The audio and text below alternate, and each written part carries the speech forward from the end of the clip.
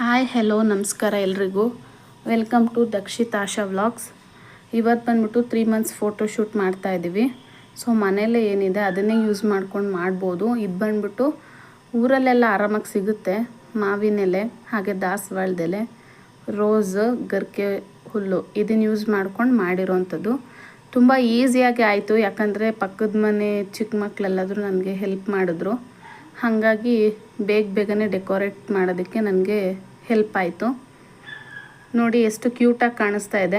So ಅದು ಬಂದು legging black ಕಲರ್ದು, ಮತ್ತು ಮೇಲೆ ಎಲೆಗಳ ಥರ ಇರೋದೆಲ್ಲ ಮಾವಿನ ಎಲೆ, ಸೈಡಲ್ಲಿರೋದು 3 ಅಂತ ಬರೆದಿದೆಯಲ್ಲ ಅದು ಬಂದು ದಾಸವಾಳದ ಹೂವು, ಮಧ್ಯದಲ್ಲಿಟ್ಟಿರೋದು ರೋಸ್.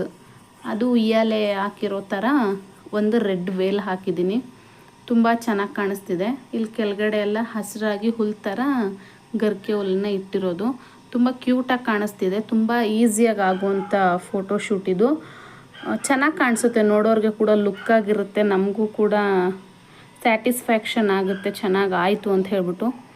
ನೀವು ಒನ್ ಟೈಮ್ ಮಾಡಿ ಮನೇಲಿ.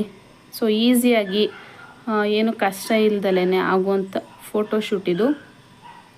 ಟ್ರೈ ಮಾಡಿ ಮನೇಲಿ ನೀವು ಒಂದ್ಸರಿ. ಹೇಗೆ ಬಂತು ಅಂತ ಕಮೆಂಟ್ ಮಾಡಿ.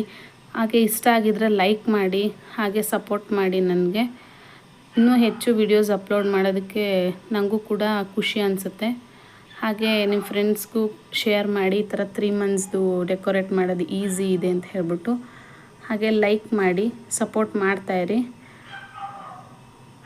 Thank you for watching. Bye all.